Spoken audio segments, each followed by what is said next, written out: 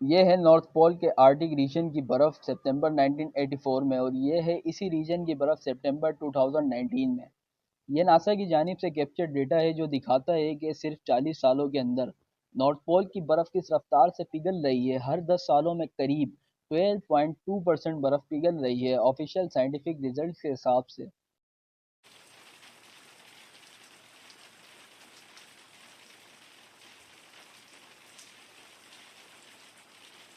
اب اسی Arctic ice کو پگھلنے سے روکنے کے لیے ایک اسٹارٹ اپ ہے جس کا نام ہے آرکٹک ریفلیکشن، اور اس کے سائنٹسٹ ایک ایسا میگا پروجیکٹ لانچ کرنے والے ہیں جو کہ مارس کولونائزیشن جتنا ہی بڑا ہونے والا ہے۔ وہ اس 15.5 ملین اسکوائر کلومیٹرز یعنی اتنا بڑا ایریا جس میں انڈیا اور پاکستان جیسے 5 بڑے ملک سما سکتے ہیں، اتنے بڑے ایریا کو ریفریز کرنے جا رہے ہیں within a deadline of just 6 years.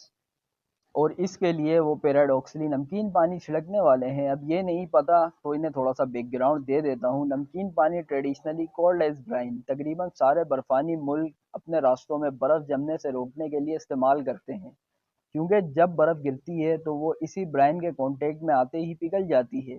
تو جو چیز برف کو پگھلاتی ہے، اس سے سائنٹسٹ اس برف کو ریفریز کیسے کرنے والے ہیں؟ یہ اپنے آپ میں ویئرڈ اور کافی فیسینیٹنگ کنٹینٹ ہے۔ میں اس کے بارے میں کچھ ہی دیر میں ڈیٹیل سے بتاؤں گا۔ پہلے اس پروجیکٹ کے اسکیل کے بارے میں سوچ کر دیکھو یہ کتنا میسیو ہوگا۔ یہاں ہم کیٹو گلیشیئرز کو ہی فروزن نہیں رکھ پاتے، جس کی وجہ سے جگہ جگہ پر سیلاب آ جاتا ہے، تباہی مچتی ہے، لوگ مرتے ہیں، اور وہاں پر سائنٹسٹ اتنے بڑے ایریا کو فریز کرنے والے ہیں۔ لیکن سوال یہ پیدا ہوتا ہے کہ امپاسبل دکھنے والے پروجیکٹ کو آخر کرنے کی ضرورت ہی کیوں ہے؟ دنیا کے کسی کونے میں یہ آرٹک پڑتا ہے، وہاں پر جو کچھ ہو رہا ہے اس سے ہمیں کیوں فرق پڑتا ہے؟ دیکھو، فرق پڑتا ہے کیونکہ اگر اوشنک واٹر لیول بڑھا تو کئی ایسی کنٹریز ہیں جن کو پھر آپ شاید نہ دیکھ پاؤ۔ دیکھو، اکارڈنگ ٹو ریسرچ اگلے 6 سالوں میں 2030 تک ہمیں ایسا سمر دیکھنے کو ملے گا جس میں آرکٹک آئس مکمل میلٹ ہو چکا ہوگا، اور اگر ایسا ہوا تو ناسا سائنٹسٹ کرسٹینا پسٹن کا کہنا ہے کہ اگلے 25 سالوں میں ہم جتنا کاربن ڈائی آکسائڈ ریلیز کریں گے اور اس سے جتنی گرمی بڑھے گی وہ 2030 کے بعد ایک دم بڑھ جائے گی۔ انہوں نے اسے آفیشیلی سیٹلائٹ امیج پیٹرن کے ذریعے ڈسکور کیا ہے جس کا ریکارڈ آپ اسکرین پہ دیکھ سکتے ہو۔ اب ایسے میں اس سال کی گرمی تو آپ بھگت رہے ہو، 50 ڈگری آلریڈی ٹچ ہو چکا ہے۔ 2014 سے 2023 ہماری انسانی زندگی کے 10 سب سے خطرناک سال رہے، جس میں 2023 آن the record the hottest year رہا ہے۔ اس کے علاوہ دنیا میں بہت سی ایسی سٹیز اور گاؤں ہیں جو سمندر کے نیچے ڈوب رہے ہیں، جن کا ذکر خود اللہ قرآن میں فرماتا ہے، سورہ رات کی آیت نمبر 41۔ کیا تم نے نہیں دیکھا کہ ہم زمین کو کناروں سے کم کر رہے ہیں، اور اللہ فیصلہ کرتا ہے، کوئی اس فیصلے کو ٹالنے والا نہیں، اور وہ حساب لینے میں بہت تیز ہے۔ جیسے کہ انڈونیشیا کے ان گاؤں کو دیکھو، جاوا آئی لینڈ کی ناردرن کوسٹ پہ بنے یہ گاؤں 2005 میں سوکھے ہوا کرتے تھے، بٹ آج حالت دیکھو، بچوں کو یہاں تیر کر اسکول جانا پڑتا ہے، اور مائیں لو واٹر کا انتظار کرتی ہیں گھر کا کام کرنے کے لیے۔ اور یہی سیم کنڈیشن تھائی لینڈ کی کیپٹل سٹی بینکاک کی بھی ہے۔ یہ سمندر کے بیچ میں جو پولز آپ دیکھ رہے ہو، یہ الیکٹریسٹی پولز ہیں، کیونکہ وہاں آج سے کچھ عرصہ قبل ایک گاؤں ہوا کرتا تھا۔ دنیا بھر میں ایسے کئی شہر اور گاؤں ہیں، جیسے کہ نیدرلینڈ کا شہر ایمسٹرڈم، اٹلی کا مشہور شہر وینس، یو ایس اے کا نیو اورینس، ورجینیا بیچ والے علاقے، نائجیریا کا شہر لاگوس، بنگلہ دیش کا ڈھاکہ، اور انڈیا کا کیپٹل بامبے، اور سب سے آخر میں پاکستان کا گولڈن سٹی کراچی۔ یہ وہ شہر ہیں جہاں سی لیول تیزی سے بڑھ رہا ہے اور سال در سال ڈوبتے چلے جا رہے ہیں، اور آرکٹک کے میلٹ ہونے کے بعد ہم ان میں سے کچھ سٹیز کو شاید اپنی آنکھوں سے غائب ہوتے دیکھیں گے۔ یعنی آرکٹک سی آئس کو بچانا ہمارے لیے کمپلجن ہو چکا ہے، اور اس میں کرو یا مرو والی سچویشن ہو چکی ہے۔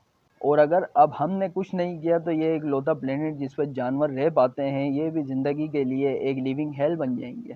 سو آرکٹک ریفلیکشن کے سائنسدان اسے روکنے کے لیے کیا کر رہے ہیں؟ کیا وہ وقت کی پابندی کرتے اتنے بڑے کانٹیننٹ آرکٹک سی آئس کو ریفریز کر پائیں گے؟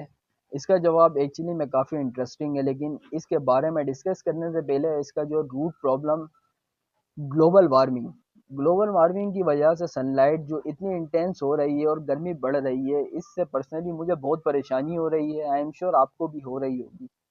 ویل اس مارس کولونائز جتنے میگا پروجیکٹ کو انجام دینے کے لیے آرکٹک ریفلیکشنز کے سائنسدانوں نے ایک جینیس اسٹریٹجی کو ڈھونڈ نکالا ہے، جس سے کم خرچ اور محنت میں ہم زیادہ سے زیادہ آئس کو ریفریز کر پائیں گے۔ یہ اسٹریٹجی انفیکٹ اتنی کارگر ثابت ہو رہی ہے کہ یونائٹڈ نیشن نے ان کے کام سے خوش ہو کر اس نیو اسٹارٹ اپ کو پوری دنیا کی طرف سے آرکٹک سی آئس ریسٹوریشن کا لیڈر چن لیا ہے۔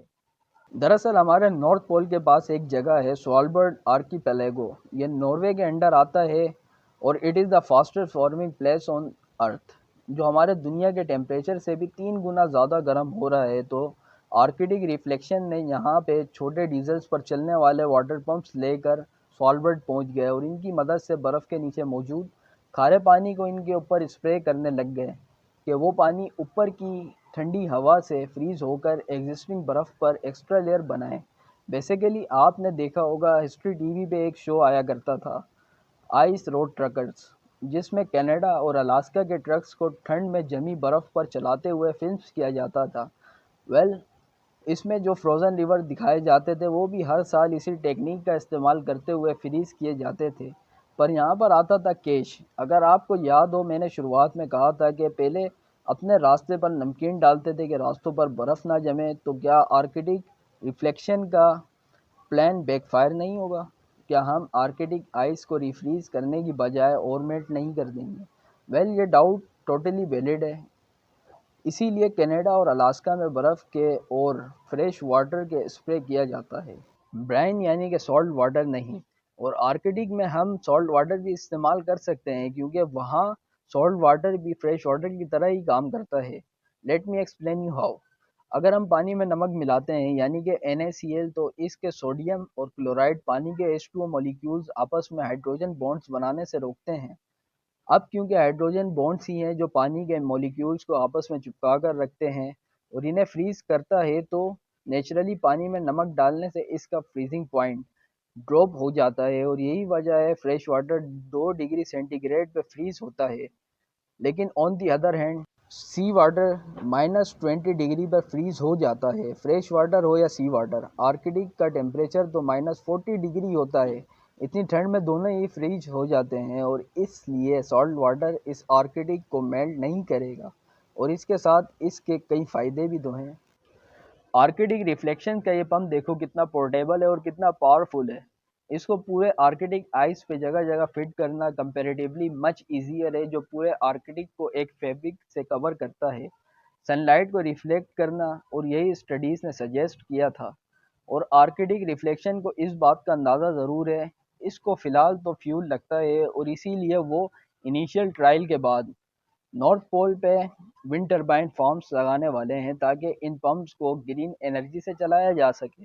دیکھو کئی لوگ اب بھی مانتے ہیں کہ گلوبل وارمنگ ایک افواہ ہے اور دنیا بھی کئی ہزار سالوں میں آئس ایجز اور گرم فیزز سے گزرتی ہے۔ نیچرل سائیکل کو ڈسٹرب کرنے میں ہمارا کوئی بھی کنٹریبیوشن نہیں۔ دیکھو اس بارے میں سچائی کیا ہے اور سائنس کیا کہتا ہے۔ سال 1850 میں جب ہم نے پہلی دفعہ گلوبل ٹیمپریچر ڈیٹا ریکارڈ کرنا شروع کیا، تب زمین کا average temperature 33.7 degree centigrade ہوا کرتا تھا۔ لیکن اس کے بعد سے جب سے یوروپینز نے انڈسٹری لگانا شروع کی، کنسٹرکشن کرنا، موٹر انجن بنانا، تو زمین کا ایوریج ٹیمپریچر ہر 10 سالوں میں 0.06% بڑھنا شروع ہو گیا۔ اور 1982 کے بعد جب انڈسٹرائلائزیشن اور تیزی سے بڑھا، چائنا، جاپان، ساؤتھ کوریا جیسے ملک بھی اس میں کود پڑے، تو اب ایوریج گلوبل ٹیمپریچر ہر 10 سالوں میں 0.20% سینٹی گریڈ مطلب 3 گنا بڑھ گیا۔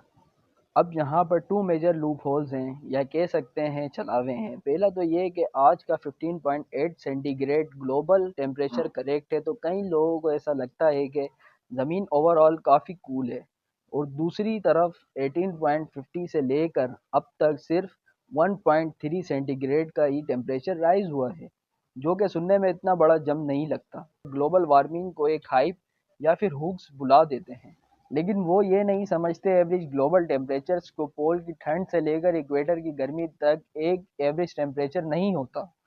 تو یہ ٹیمپریچر اگر 1 سینٹی گریڈ بھی بڑھ رہا ہے تو اس کا مطلب گرمی والی سائڈ جو ہے وہاں کا درجہ حرارت ایک اچھے خاصے مارجن سے بڑھ رہا ہے۔ پلس ہماری زمین ایک کمپلیکیٹڈ ایکو سسٹم ہے جہاں پر کئی کمپلیکس سسٹمز کو ایگزسٹ کر رہے ہیں، بالکل ہماری باڈی کی طرح، اور آپ کے ہارمونی کے کام کرتے رہنے کے لیے پراپر بیلنس ٹیمپریچرز کا ہونا ضروری ہے۔ جیسے فار ایگزامپل ہمارا باڈی ٹیمپریچر ہوتا ہے اراؤنڈ 37 ڈگری سینٹی گریڈ. اگر ہمارا ٹیمپریچر اس سے 1 ڈگری بھی بڑھ جاتا ہے تو ہم اسے فیور کہتے ہیں، اور یہ ایک سائن ہوتا ہے کہ باڈی میں کچھ گڑبڑ ہو رہی ہے، جبکہ صرف 1 ڈگری ہی تو بڑھا ہے. اور ارتھ کے کیس میں بھی تو بالکل ایسا ہی ہوتا ہے، صرف 1 ڈگری سے بھی گلوبل ٹیمپریچر رائز ہوتا ہے تو یہ انہیلدی ایکو سسٹم کریٹ کرتا ہے، جو ایسے ایونٹس کو کریٹ کرتا ہے جس سے پھر اور تیزی سے ٹیمپریچر رائز ہونے لگتا ہے، جو سلسلہ چلتا رہے گا جب تک ساری برف پگھل نہ جائے اور کوئی سمندری آفت نہ آ جائے. تو آج کے لیے اتنا ہی. جن لوگوں نے چینل کو سبسکرائب نہیں کیا وہ سبسکرائب کریں، اور مور انٹرسٹنگ ویڈیو اور ویڈیو پسند آنے کی صورت میں نیچے کمنٹ سیکشن میں اپنی قیمتی رائے کا اظہار ضرور کریں.